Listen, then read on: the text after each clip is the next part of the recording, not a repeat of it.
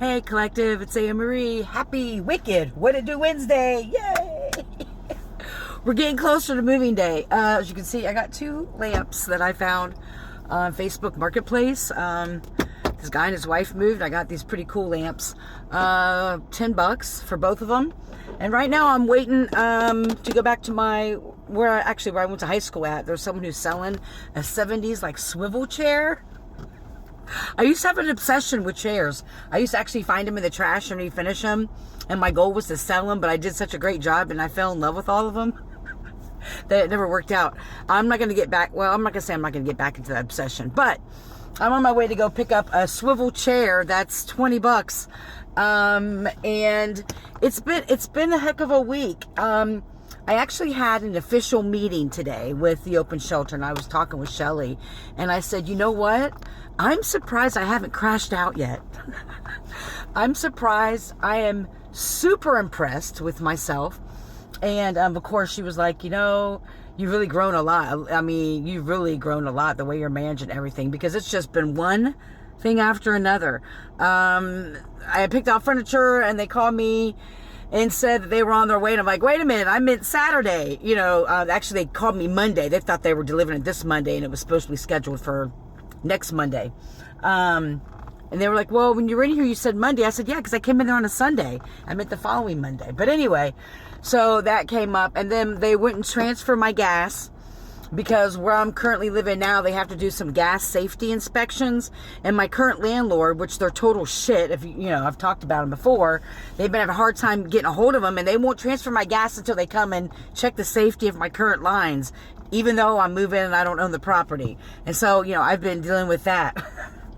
On top of a few other things, on top of realizing that I'm actually developing a whole fucking program at my new job.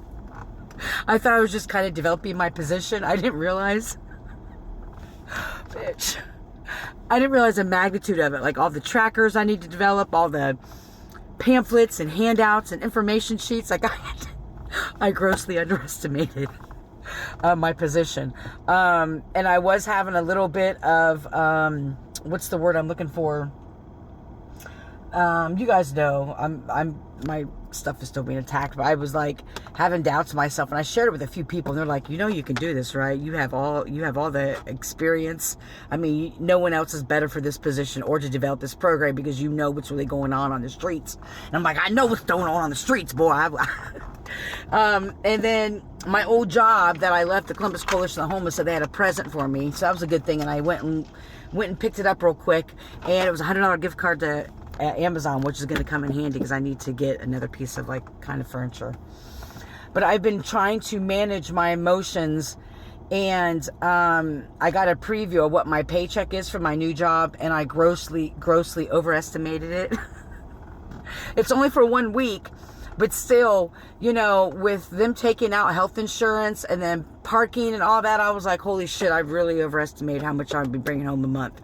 And so I have been, when I got in the car, and then my old landlord was saying she was only going to give me $400 of my $800 deposit back. And I was like, so I get in the car and I'm like, it started to pour down rain, right? It started to pour down rain. And I'm running across town to go get this, the gift from the coalition and this chair.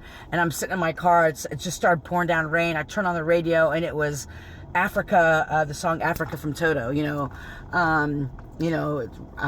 the rain's down in Africa. And then it started pouring down rain. However, and I was thinking, I was like, okay, Mom, because that was my mom's favorite song. And all of the songs while I was stuck in traffic, because I had 30 minutes to be there, and because it was raining and the traffic, it was going to be a 35-minute drive. And so I was just sitting there like, okay, Mom, I'm getting the message that everything's going to work out. It's time to continue to manage my emotions and remind myself that everything always works out in our favor if we have faith. And I found another feather today.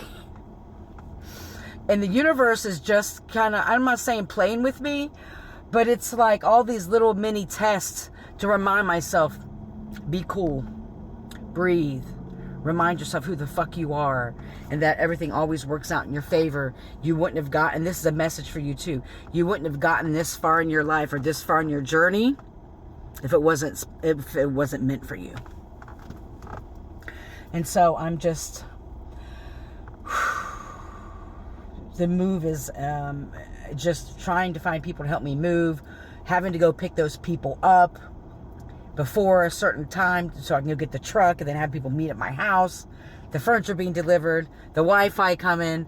It's just all in, it's just a lot. You know, I'm not complaining, and I usually don't complain.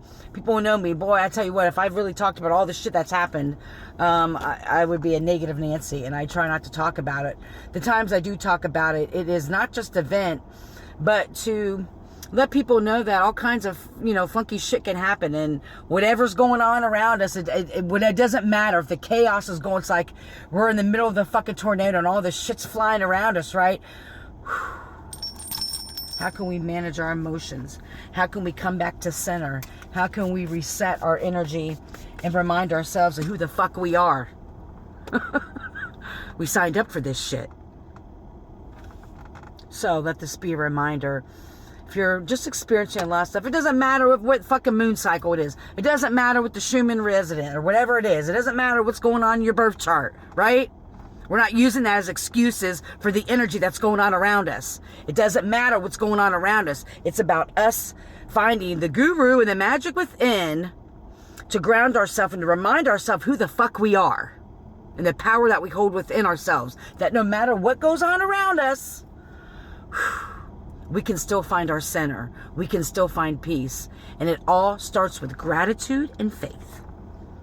Having a grateful mind. Even when I was homeless and had no food to eat, and I didn't know how I was going to feed them. I'm pointing to the back like the cats are back there.